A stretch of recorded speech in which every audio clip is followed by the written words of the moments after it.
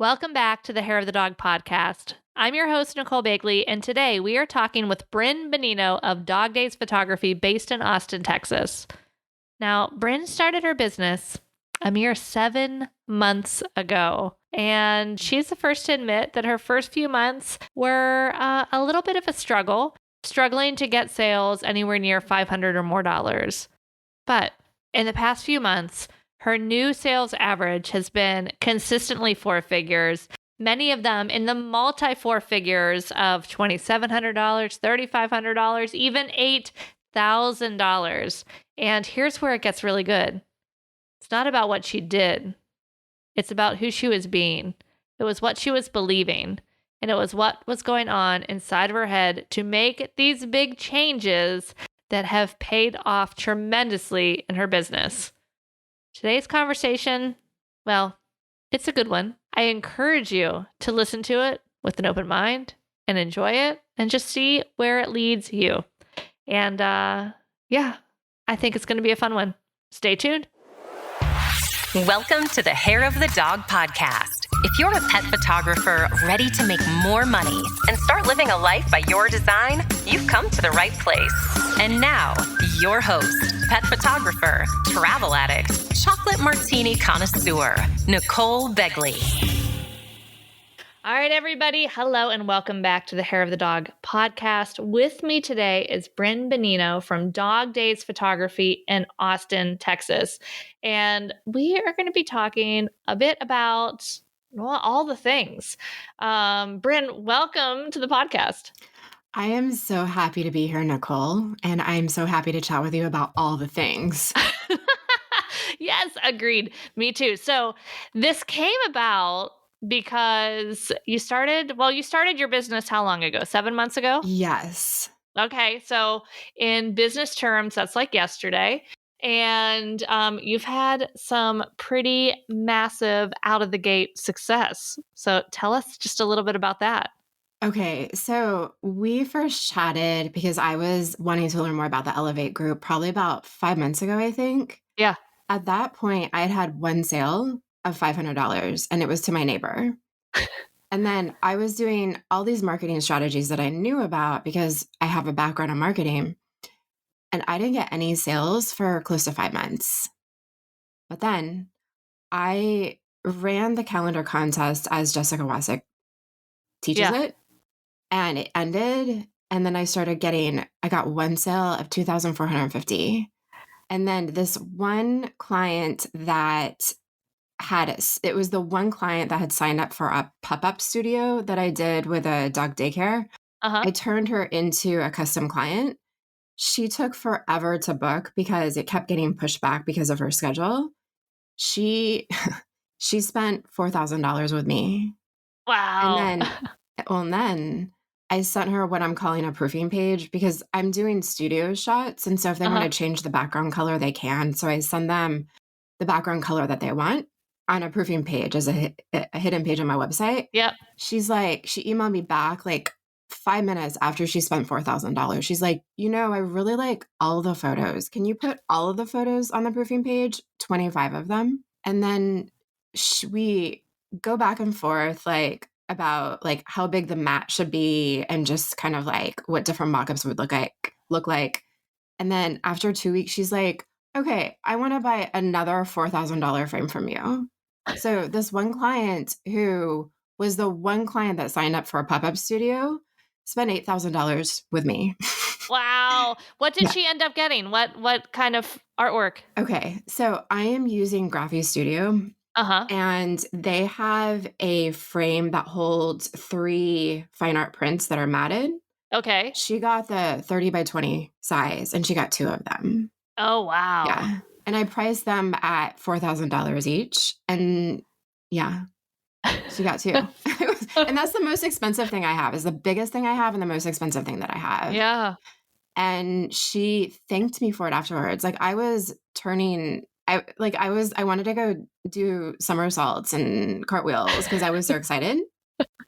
And she was that excited too. Yeah, she thanked me.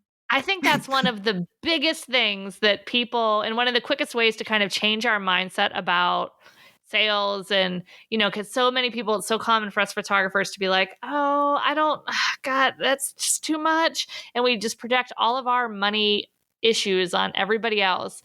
But if you can think back to a time when you purchased something that you were so excited to purchase, even if it was a little bit more than you had planned on spending, but you were like, yes, I am so into this. It's going to be amazing. And you were so thrilled to hand that money over because you were going to get closer to whatever it was that you were purchasing. I mean, that's how our clients feel. Exactly. Yeah. That's great. Yeah. And I'll say that I have a lot of money issues myself, but I did a lot of work this year to get over them. Yep. But what gives me confidence is if I have a strategy and honestly a spreadsheet to all of it.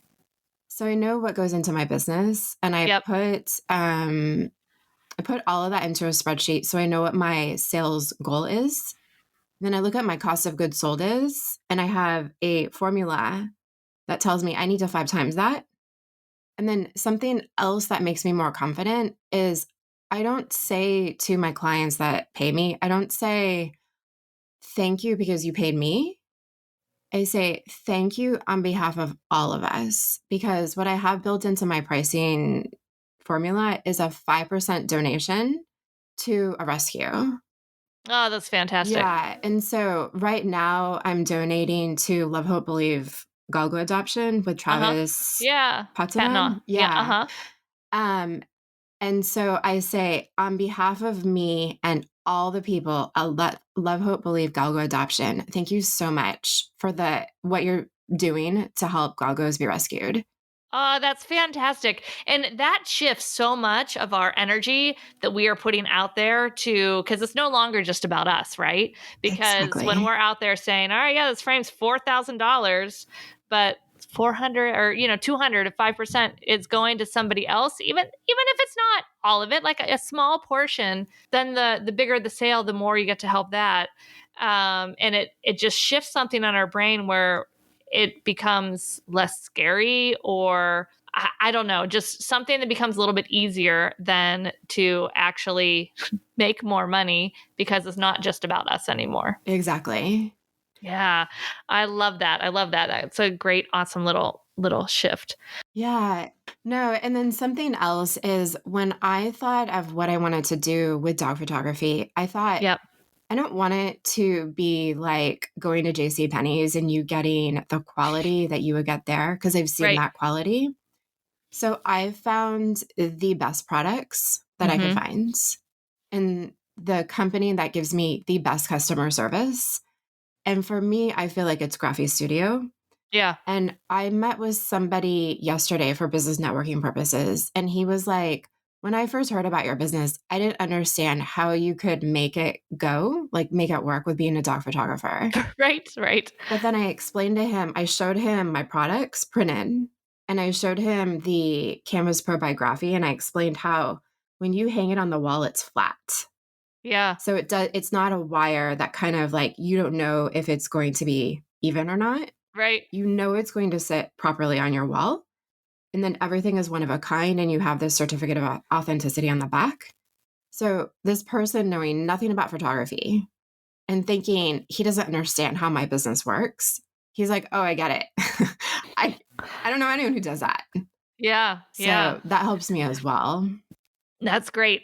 Very much showcasing that there is room in the market for every level, because I know a lot of people get all hung up with, oh, there's so many people offering so much for so little, but you've swung to the totally opposite side and you're offering the very best of the best. And there is always room in the market for the best of the best. Yeah. Always. And I think if you think of how I'm finding these people, I have no idea how much they're going to spend with me. Yeah. And so I'm finding them because I did the calendar contest and I had the idea to do a philanthropic pop-up studio that only one person signed up for. And so, and then something else that I'm doing that I think is really helping me is I'm not running Facebook ads and I'm not myself putting my own campaigns in Facebook groups. I'm connecting with other business owners that have a similar goal as I do in business and have a similar voice. and they are pushing out my campaign to their audiences. So I'm leveraging business to business marketing. And that got me a spot, a 10-minute spot to be interviewed by a local TV station. But then when I got on there, I didn't talk about myself. I had the president of the charity that I'm working with. She talked about what it was like to work with me. And then I talked about her. Yeah. So then I think it was more believable, and it wasn't me with my ego. And that feels so much better to me as well. So I think that's another thing that's working well for me. Yeah. It feels good. That's a great way to look at that and make connections in your area. So what types of businesses or what are kind of your checklist, for lack of a better term? Like, what are you looking for in these other businesses? Okay. So when I started Dog Days Photography, I wasn't well connected in Austin. So I basically am working with this one charity because they were the most responsive to me in email. Because I couldn't find, I don't have connections to the most influential charities in the city. Yeah, right. So I'm working with Hound Rescue. They are amazing to work with. They're very well connected. Their board members have been living in Austin for a long time. So when I first started the calendar contest, I had been running Dog Days Photography for like 2 months, I think. And so I said to the president, who do you know? I will do this fundraiser for you, but I need you to help me and connect me with the people that you have strong relationships with. Yeah. And she's been in Austin, rescuing hounds in Austin for a very long time. And so she has people that will do anything for her. Wow. So when she connected me to them, they helped me tremendously. That's fantastic. And some of them they did much more than I asked of them. And they have big audiences. And then with my marketing background, I thought, if I can help them get my content for my campaign in front of their audiences, then that would help me. But they're so busy. All of these were animal focused or mostly specifically dog focused businesses. Mm-hmm. What I'm finding about the population is they're very compassionate about what they do. But then sometimes if they don't set boundaries, their compassion overflows because they're overflowing with empathy. Yeah. And so they take on too much. And all of them I'll talk to, and they will love what I do. And it'll be an awesome conversation. But then they don't respond to my emails a lot of times. Yeah, they don't have the margin to actually take the action. Yeah. So what I did is I wrote for every single business for the calendar contest 3 email blasts to be sent out on specific days. And then I had corresponding social media posts that had the same message as the email blast. And I said what day it should go out. And then I gave them the graphics, because that obviously is my photos, to post. That way, all they had to do was copy and paste. And I was telling them the date to publish everything. That way, it would work well for when I would be doing everything with the calendar contest. And I said, you can adapt this if you want to, and you don't have to do this, but it would really help me. And they all did it. Yeah, that's definitely key too, is making it easy. Anytime you're bringing on any sort of partner, make it easy for them to help you by getting everything done. So they really just have to copy and paste and can adjust it if they want to. Yeah. And it was a lot of work for me to do that. But I don't think I would have gotten the email subscribers that I would have gotten. And I say email subscribers because I didn't raise a ton of money. I raised $2,766 for the calendar contest. Yeah. But I got in one day, I got in a 48-hour period, I got over 150 email subscribers. They were interested in the contest. Right. And I couldn't have done that even if I paid for it. Right. But these were all people that were really interested in what I was doing. And it was because of the sponsors, because I made it easy for them. Mm-hmm. So it was a lot of work for me, but it really paid off. Yeah. Well, and once you do that work, if you're going to do a calendar contest again or do something else like that, it's it's all done now. So you can rinse and repeat Exactly. so much more easily. Yeah. That's fantastic. So let's go back though a little bit, because you didn't always, I mean, you started your business 7 months ago. So what were you doing before that?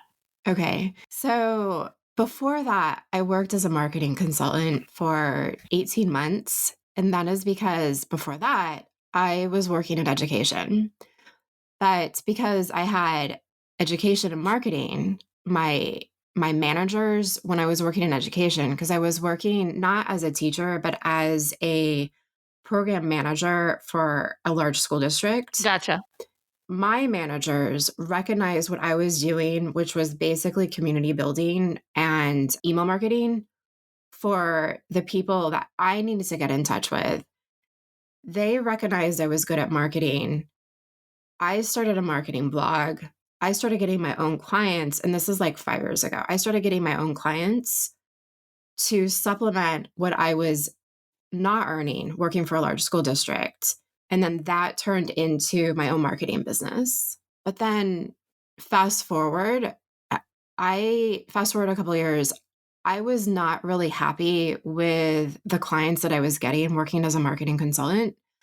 And I had been using photography as a hobby, but a very serious hobby. And also kind of how I see it as therapy for years to get out of the negativity that I saw in my career and what I heard from other people saying to me. I go out and make beautiful photos of what I saw around me. And so over the years, I was thinking, I really enjoy the work that I've done as a photographer much more than I've enjoyed as a marketing consultant. And so, and then also part of my backstory is that in 2017 and 2018, I was rear-ended twice when someone else was driving. So I was the passenger in someone else's car. And in a 7-month period, I was rear-ended twice. And I had 3 herniated discs, and I had in every part of my spine. And I had sprained my neck and my back, my lower back, and gotten a concussion twice. Wow. So all of that led to a lot of pain, that it was to the point that doctors didn't understand why I was still in so much pain. That's important because I could not have an office job. I had to do something where I could walk around more. And I was pushed, I think, into a corner with my career and then how I felt in my body. I was like, this life, I have to find something that brings me joy.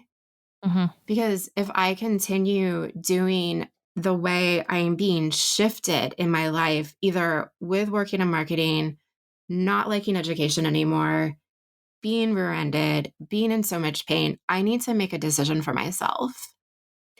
And so what I decided to do, and this is at the end of 2019, so a family friend gave me the book, The Artist's Way. And she's like, you need this. I haven't read that book. Which book is that? Oh my gosh. Okay. It's by Julia Cameron, and it is a 12-step course, basically. That's a book that teaches you how to peel off the layers of the onion that she calls the monsters in your closet, and you get to your creative core. I'm going to buy that right after this podcast interview. Oh my gosh, Nicole, listening to your podcast, I would think that you would be all over that. I think I've never that book heard has that your name on one. it. Yeah, I think you'd really like it. Nice. Yeah. And so that's what I did at the end of 2019. I found a group of women that were meeting in this one woman's apartment, and we did it together. We'd meet every week and talk about the activities that we did and what we thought of the readings. And also at that time, I was finishing up 6 months of photography education at the Austin School of Photography. Not because I didn't know how to use my camera, but honestly, because at first I just wanted to meet more people in Austin because I hadn't been living here very long. So I was like, okay, let me take these classes. So I finished those classes. And then when I did the Artist's Way, what happened at the beginning of reading the book is all of the journaling and activities she has you do, they're meant to get your monsters out of your closet, as she calls them. my monsters manifested in the form of a series of nightmares. I normally don't dream, but when I was doing that, one week I woke up gasping for air 3 times. Like I would sleep at night. I'd have these horrible nightmares. I wake up in the morning gasping for air. And one day I was crying. Oh man, that's stressful. And yeah. Okay. Fast forward though, it comes out good because that's why I started Dog Days Photography. The trends in the artist's way, my trends were dogs and photography always. Because my nightmares were remembering abusive dogs that I had seen when I was younger. And I was so powerless to stop it.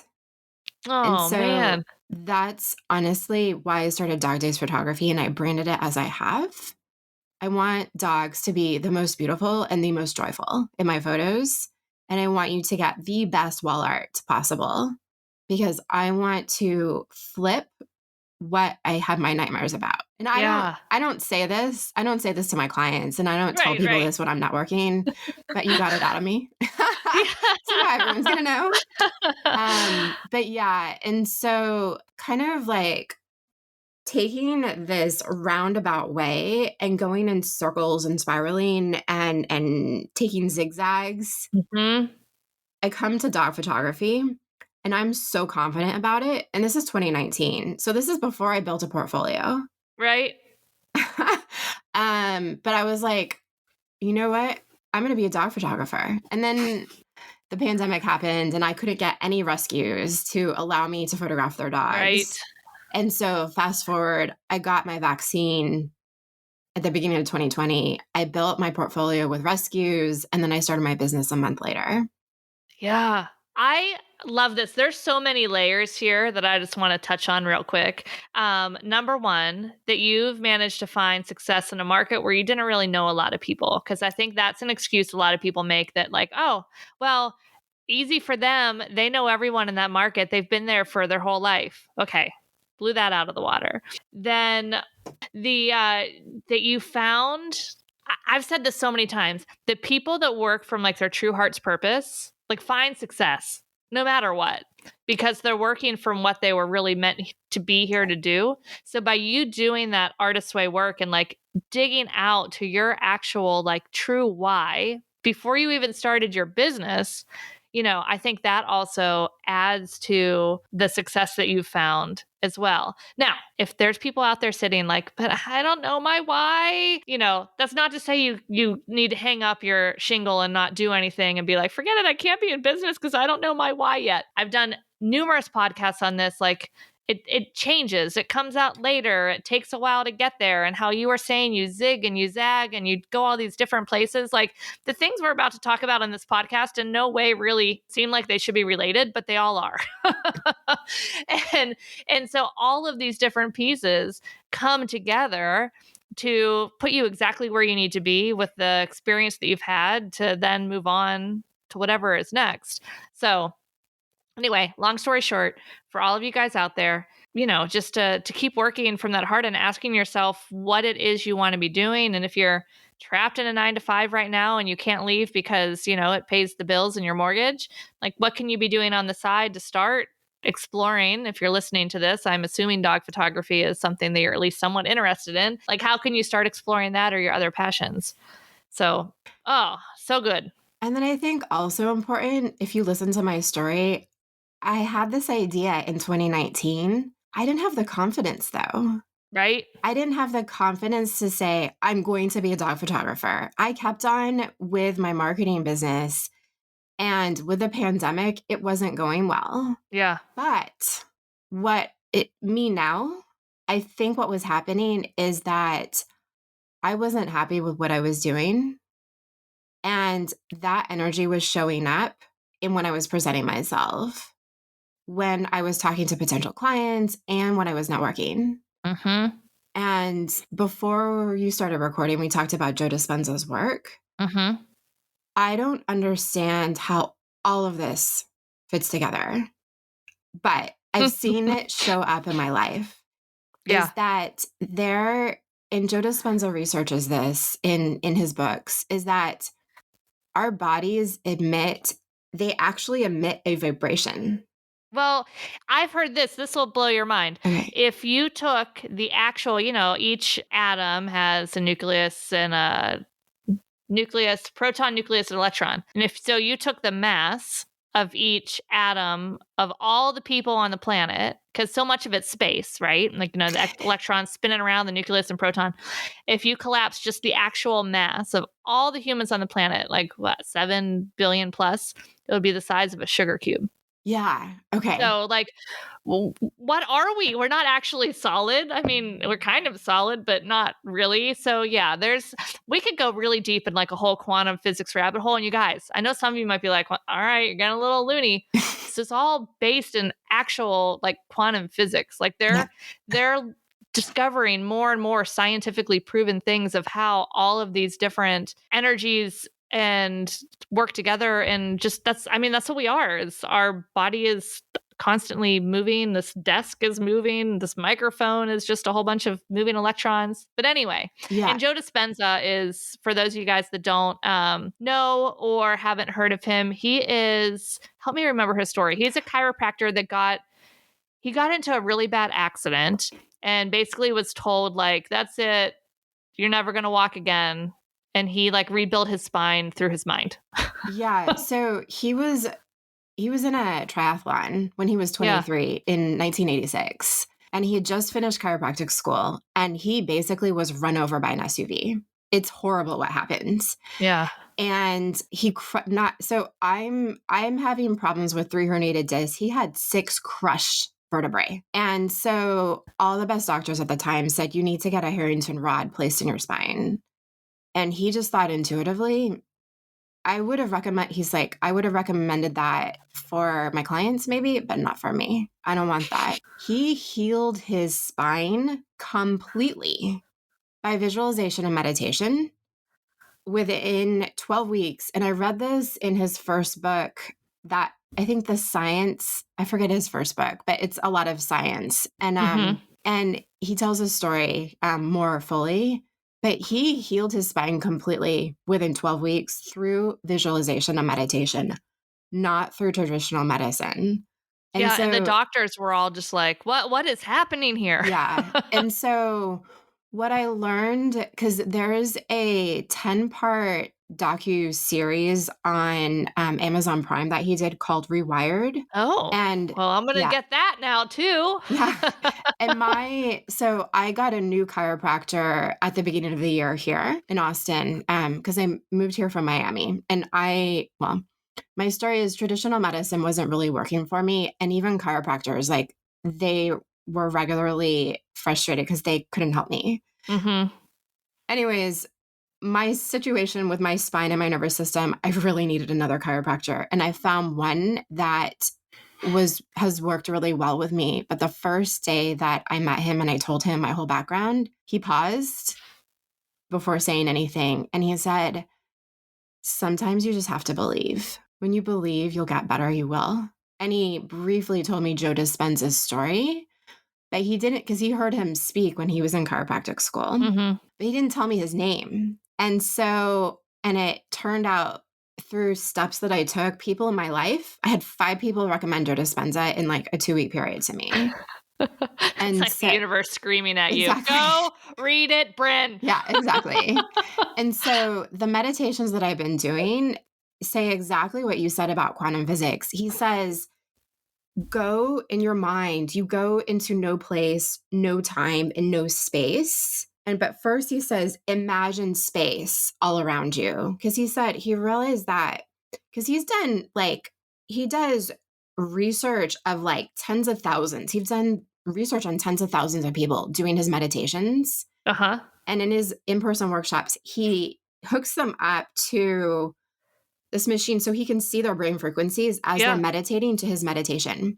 And he fine-tunes his meditations based on real research. It's amazing. So I was like, okay, I'm just going to do what Joe Dispenza says. If he says to do it, I'm going to do it. And I wanted to do this so I wouldn't be in pain anymore. What's happened, though, is that now when I do his meditations, my neck, which is my big problem, it will adjust itself. I don't understand how it works, but I do his meditation, and there are like serious meditations, like an hour and 10 minutes I'm meditating Yeah. for. And it's no joke of a meditation, but my neck will adjust itself more significantly than any chiropractor or acupuncturist has been able to do for me. Wow. And when I look at the dates that I started getting these big sales, and I should say any sales, but when they started coming in for me, they were big sales that were twice what my sales goal was. Yeah. It's 10 days after I started the Joe Dispenza meditations. Yeah. I don't know if that has anything to do with my business, if Joe Dispenza's meditations have anything to do with my business, but everything is happening like in just the right time for me. Right. Like the fact that 5 people in 1 week recommended Joe Dispenza to me, and it was like 2 weeks after my chiropractor was like, you just have to believe. And then Amazon Prime recommended to me the Law of Attraction, and then yeah, no, that's right. That's right. Yeah, go ahead. Yeah. Law of Attraction by Jerry and Esther Hicks, and then Ask and It Is Given by Jerry and Esther Hicks. Uh-huh. And then through reading those books, I was like hooked. I'm like, I'm going to change my life. I'm going to do this. And Were you starting to read those books before or after these big sales? Before. Yep. Mm-hmm. And Ask and It Is Given. Okay, so I think if a lot of people think of Law of Attraction, they think, oh, I just think happy thoughts and good things will come to me. Yeah. No, it is you manifesting your own good emotions, you feeling love and joy in your life, because what you want to happen, you feel like it's already happened. Yep. That's what they're saying. And Ask and It Is Given, they have, I think, 22 activities that you can do to feel happy before you've actually got that thing happening. Right. So what I did, and this is before Joe Dispenza, and this is after going to the chiropractor that said you have to believe, but before I found Joe Dispenza, I was doing all the activities in Ask and It Is Given like it was my job. So what that looked like in my business, I was like, okay, I want to be a working dog photographer. So I'm going to make photos of dogs as if it's my business. So what that looked like is I got 2 good relationship with 2 local rescues, and I was making photos for the foster moms and mostly foster moms, but some foster dads. And I was giving them, so I was treating them like they were my clients. And then I was giving them, I wasn't giving them in-person sales, but I was giving them like 3 of the best photos to share out. And then also because of my back problems, I shoot only with prime lenses because I can't carry the weight. Right. And I got 135 and 185. That's all I had. Mm-hmm. But I really wanted to have a super short lens. Yep. And I really wanted to have a super long lens to get that work. Yep. Right. But my business hadn't been going well. I didn't feel like I had the cash to buy those lenses. But I wanted to simulate doing the kind of work I wanted to do. So what I did is I ordered the lenses that I wanted from Amazon Prime. I shot with those lenses and made really fun and very beautiful photos with the lenses I couldn't afford. Then I sent them back. At least I had in my mind what it was like working with those lenses. And I was meeting people along the way that were telling me great things about how I interact with dogs, the work that I do. They're telling other people about it. It didn't bring me tons of clients. What it did is build up my confidence. So then when I launched Dog Days Photography, I'm feeling so capable and I'm feeling so confident that then when I am in front of the people that could become my clients and have become my clients through this calendar contest and the pop-up studio that only got 1 person signing up, they trusted me enough and they believed in me enough to want to spend a lot of money with me. And I think all of that together really helped. Yeah. I think one thing that people miss when they start to think, oh, I've heard of this law of attraction. I'm just going to sit and visualize. And oh, okay, it's what you said. Like you just meditate and visualize. But there's a giant piece missing, and that's the action. Like if you're not going to take any action, nothing's going to happen. You have to do the action. And I love the creative ways that you found to get that feeling. Because I've talked about this too when people, are talking about like manifesting money or manifesting things. It's really about like, all right, if you manifest how you're feeling, this is quantum physics proven, guys. Like attracts like. So if you are, feeling good and happy, and it doesn't mean that bad things don't happen or that you have a down day or you have moments, like we're all human, that still happens.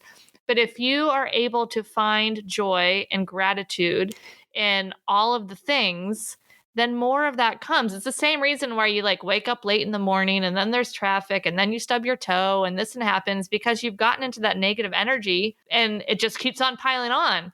Quantum physics is like, oh, that's what you want. Here comes. Buckle up. Exactly. Yeah. Yeah. And I think for me, the big piece, it wasn't the action, because I have been so proud of myself my entire life for doing. Mm-hmm. And people have been telling me along the way, like, you just need to calm down. You need to not do so much. But I was like, how do I build a business if I don't do? I need to listen to this. Well, okay. So I think what the message should have been was that I need to feel more peace and joy in everything that I'm doing. Yeah. And listening to your podcast, Nicole, I think you got it. Because I hear you laughing so much and I hear you so joyful. No, it is. I've got a lot of peace and joy in my life. Yeah. I just look at my to-do list and it's always very long. No, but one other point I wanted to make too, which I started to make and then I went off on a tangent, was when you were buying the lens from Amazon Prime, shoot with it and go back, like you were able to like lock in that actual feeling so that you could refer back to it. Like for instance, when you're trying to feel better or like, they say like, oh, test drive an expensive car if you want to have that car. But for some people, like if they would go to the car dealership and sit in that car, it might make them feel like worse that they can't afford that car, where other people might actually sit in and be like, oh yeah, I can see this in my life. So it's all about finding the things that work for you that make you feel abundant and gratitude and all of the things. Exactly.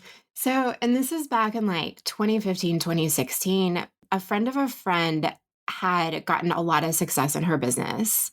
And she referred me to this book that I forget what it's called, but it was basically all these actions to take so you can manifest what you want in your life. And I did all the things that you're supposed to do, the visualization and the thinking, basically visualization and the journaling. Yeah. But I didn't get from that book that I needed to feel how I wanted to feel. Right. So I got exactly what I wanted, but I hated it. Right. And so I think now coming to law of attraction and learning so much about quantum physics and all the resources that I found this year, I realized the most important thing is how you feel. Mm-hmm. So, and I think that goes along with branding for a business. You can listen to what someone else says that you should do to brand yourself or to brand your business. But if it doesn't feel right for you, and okay, and as I say that, I realize a lot of people say that. For me, and this is another piece to my story, and I didn't realize this about myself until last year. So I was 42 when I realized this about myself, is that I'm an empath. So I'm so sensitive that I feel other people's emotions when they're feeling it too. Mm-hmm. And I'm saying this because I'm finding that in the people I talk to in the hair of the dog community, and then other pet photographers that I talk to in person, I think that a lot of them might be empaths too, or highly sensitive people too, but not know it. And I found so much value in knowing that this happens with me. Mm-hmm. So now that I know that I'm an empath, I know strategies to use to actually realize what I am feeling and not what someone else is feeling. So that's another reason why meditating has been so helpful for me, because I can clear out all of the thoughts and calm. What Joe Dispenza talks about is my analytical mind. Mm-hmm. And I shut off the beta brainwaves in my mind, get into alpha and theta. So I'm vibrating on a much not calmer level. Right. That's when I come out of that and I feel like myself. I don't feel like someone else felt that I talked to the night before. And I think that was like a huge jump for me. So it was, like realizing what felt good for me and reading these books, but also knowing these things about myself. That I recently read a book by Anita Moorjani. She recently came out with Sensitive is the New Strong. And she says her story is that she had a near-death experience. Her body was ravaged by cancer, and she basically died for 30 hours and then came back to life as a new person.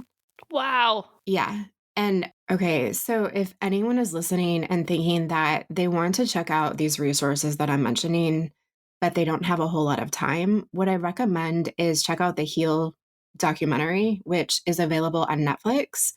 They have both Anita Moorjani and Dr. Joe Dispenza on it. And then also, I think what is important with Anita Moorjani's work is that, and why I'm talking about me being an empath now, is because if you don't realize who you are, well, if your psychology and how your body is built is not like most of the population out there, then it's going to be harder to learn these things about you. Anita Moorjani didn't realize she was an empath until she had her near-death experience, and then her life went on a totally different course than it had been going. And then she basically had an intuitive healer tell her that she's different. She's an empath. She's meant to do something greater in her life. I learned about it because I hired a branding consultant to help me with my marketing business. And she ran my human design. And she gave me back a 30-page report telling me all about my human design and how I can use it in my business and in my life. And she said I'm an empath. And I was like, what does that mean? This is all news to me. Yeah. So I started Googling. And then I found the book, The Empath Survival Guide by Judith Orloff. And in that book, she has like 7 different quizzes you can take to figure out if you're certain kinds of empath. And I was an empath on like 6 out of the 7. So that's why now I know I'm an empath and I absorb other people's energy and feelings, and I feel them as if they're my own, and I won't realize it until I know that happens. Right. So that's why one reason why meditation is so important for me. And I don't know if I said this before, but I'm saying this here because I really think that a lot of people that work in the pet photography, animal photography industry, I think you are too. And I don't want to tell you who you are, but if you think it sounds like you, if people tell you that you're so sensitive all the time and you just need to get stronger and grow thicker skin, no, it's probably the best thing that you have is that you might be an empath, and it probably is a way that you can connect more strongly with animals, and it's an amazing thing. Not something That's you need to awesome. change.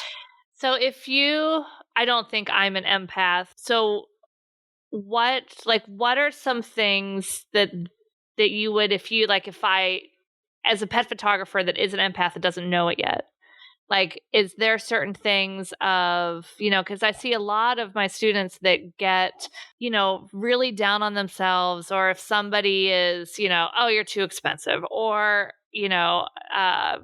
whatever, all the normal things that happen in business, is there, because that kind of hurts all of us, even when I still get somebody that's like, oh, it's too expensive. For a minute, I'm like, oh, maybe I should lower my prices.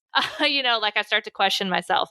But I think some people take that much more sensitively. Is that something that could mean that you're, more empath? Or is it also just like when somebody around you is having, really sad or really angry, or, you're pulling in that energy? Kind of what does it feel like?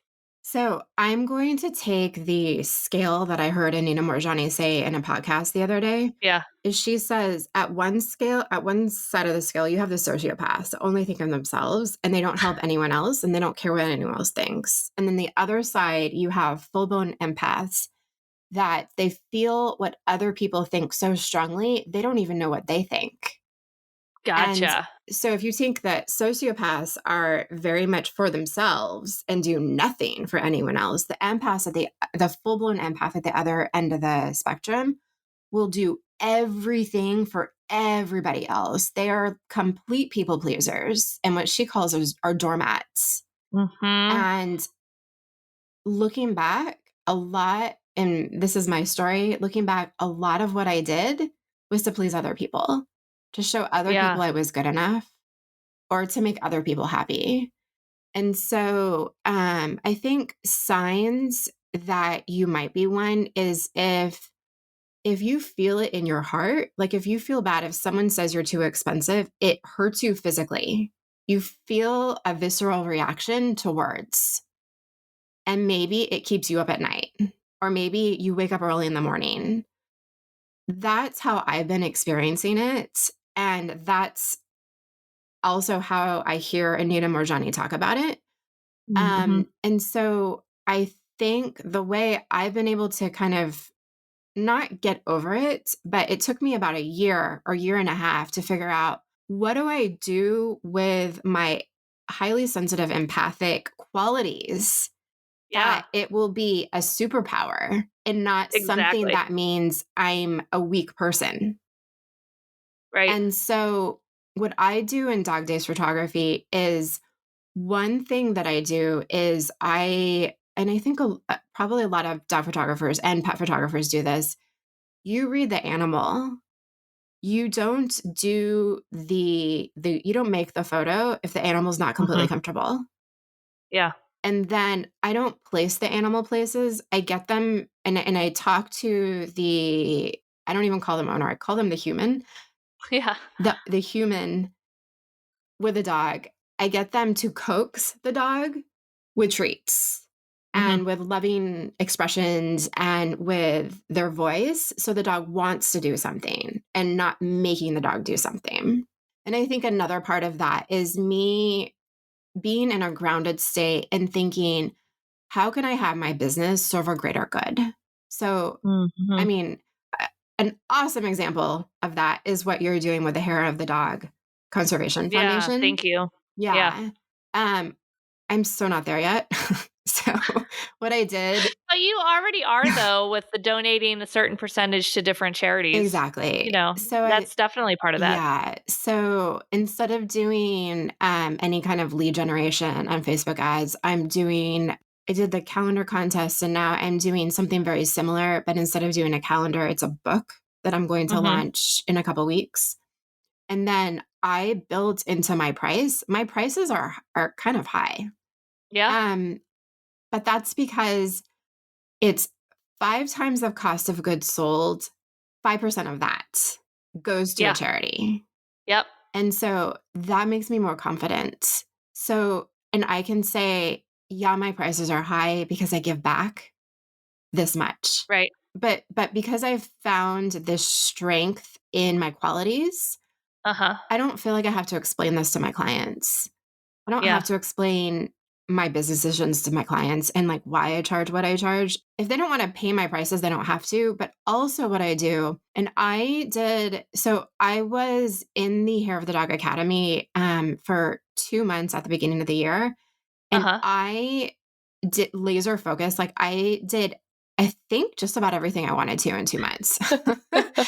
And I really appreciate the different pricing packages that Yeah. you showed that you do with your business. And I tried everything out to see how it felt with me. Right. What I really like is how you set up the a la carte. So I only do a la carte. Yep. And how most people are coming to me is the session fee goes to a charity and then they only buy what they want. And so they Yeah. can buy one print or they can spend $4,000 on one framed piece of Or fine art. 8,000 on two. Or 8,000 on two. Yeah. So I see it as I turn my empathy into compassion. Mm-hmm. So that's my compassion coming through in my business for the charities and also for my clients. So I don't pressure them to buy more with packages. If you want to buy one print, if I spend an hour photographing your dog and then I retouch 25 photos for you and I present them to you and you want to buy one print, that's fine. Yeah. Because it Yeah. makes me feel good. Right. And, this all again goes back to, which we've talked about numerous times when I have the podcast with Heather, of finding the awareness is like the hardest first step, is figuring out like, oh, I am an empath, or, oh, this is going on, whatever it is shining the light on that. And then it's like, then you can start to figure out, all right, now that I know this, what do I do with it? How do I harness this? And I love that scale. I hadn't heard that scale way to describe that. So I think that's really, really great. And I think this all kind of sums up in how important it is. Well, actually, let me say it another way. I see this happen a lot of times where I see students that have similar markets, similar skills, similar branding, similar marketing plans, similar pricing. One's very successful and one struggles. And it's so hard because often they're like, what do I need to do? Tell me what to do. What do I do? But it's not about what we do.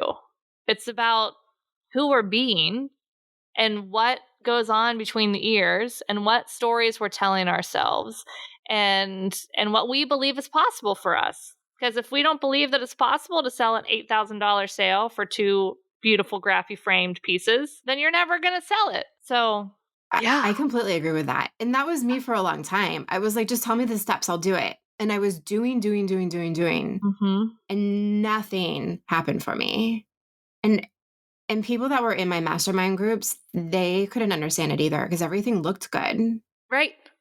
But then I abandoned my marketing business and I did what brought me the most joy and became a dog photographer that was branded as high end.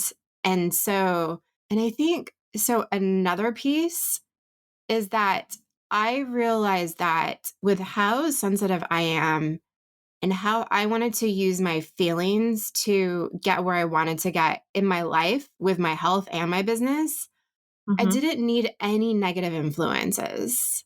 So I don't know, maybe this is something else someone can do.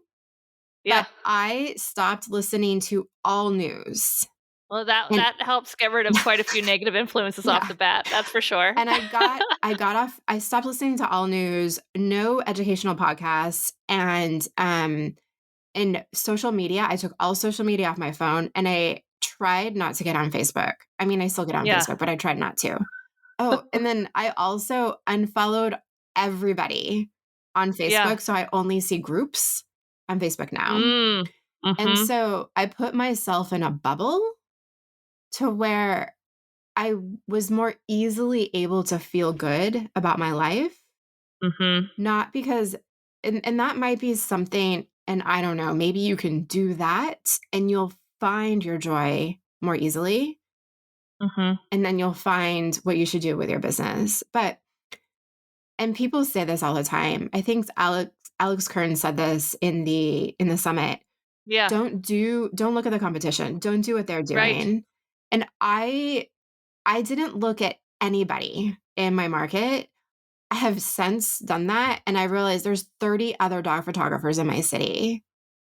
But I was doing me and I wasn't looking at anybody. Now that I'm more confident in what I do, I've met up with a couple of them and we're supporting each other. That's great. Yeah. Yep. Yeah. And, and that comes down to as well that you're finding relationships that build you up. Like if you reached out, hopefully no one that listens to this or is in hair of the dog, somebody will reach out and not be nice to a fellow dog photographer because we all help each other build community.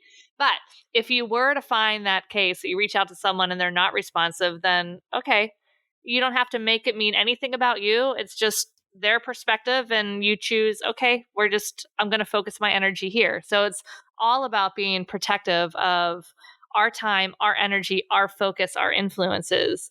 I think that is so critical. That's something everybody should just take an audit of and see where it is that you are giving your attention.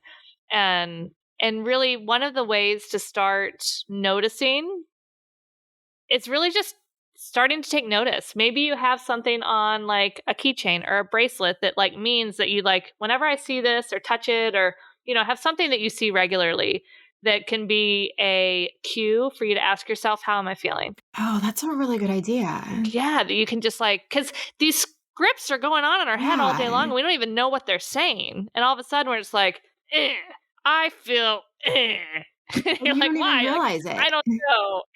Yeah.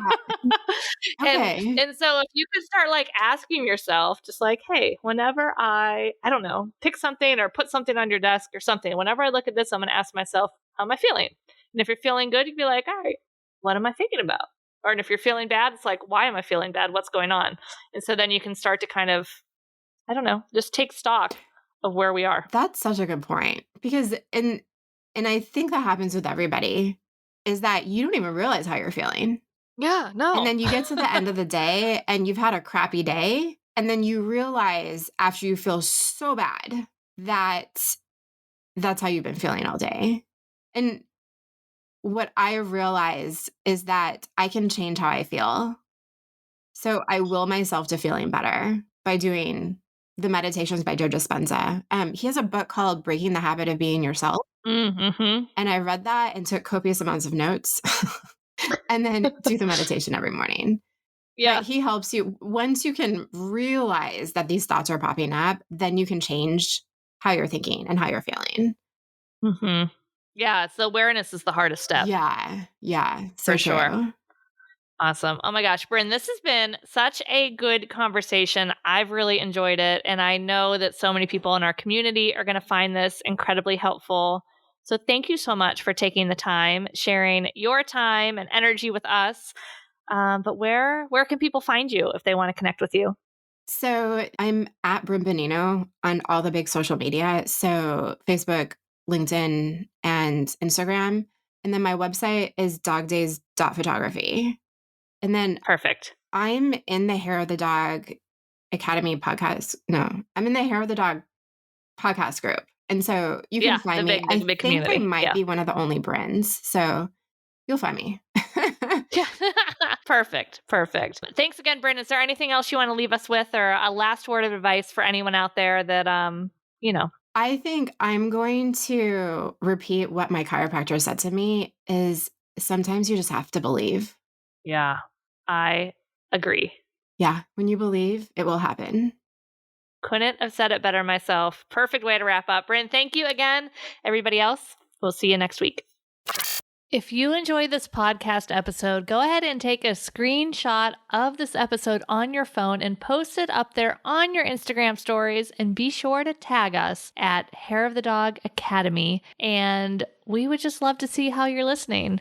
And full disclosure, sometimes we just like to give away a little pet photographer swag in the form of Hair of the Dog t-shirts and sweatshirts. So what are you waiting for? Go ahead and share that screenshot of this episode, and don't forget to tag us at Hair of the Dog Academy. And while you're there, maybe you want to jump on over to our account and see what we're up to on the gram. Would love to connect with you. Thanks for listening to the Hair of the Dog podcast. This was episode number 116. If you want to check out the show notes for access to any of the resources we mentioned, simply go to www.hairofthedogacademy.com/116. Thanks for listening to this episode of Hair of the Dog podcast. If you enjoyed this show, please take a minute to leave a review. And while you're there, don't forget to subscribe so you don't miss our upcoming episodes. One last thing, if you are ready to dive into more resources, head over to our website at www.hairofthedogacademy.com. Thanks for being a part of this pet photography community.